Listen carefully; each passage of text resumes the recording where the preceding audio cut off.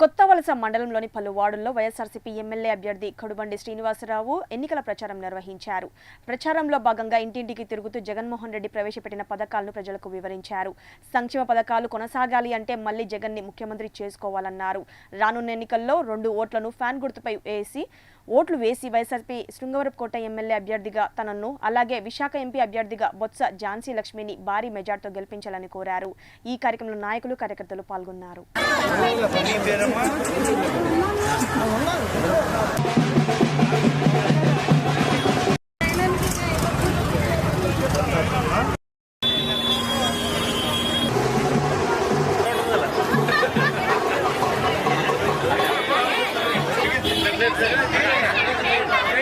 నేను ఎమ్మెల్యే అయిన కొత్తవలస మండలానికి మంచినీటి సమస్య ఉన్నది, తాగునీటి సమస్య ఉన్నది అని చెప్పి జగన్ గారిని అడిగాను.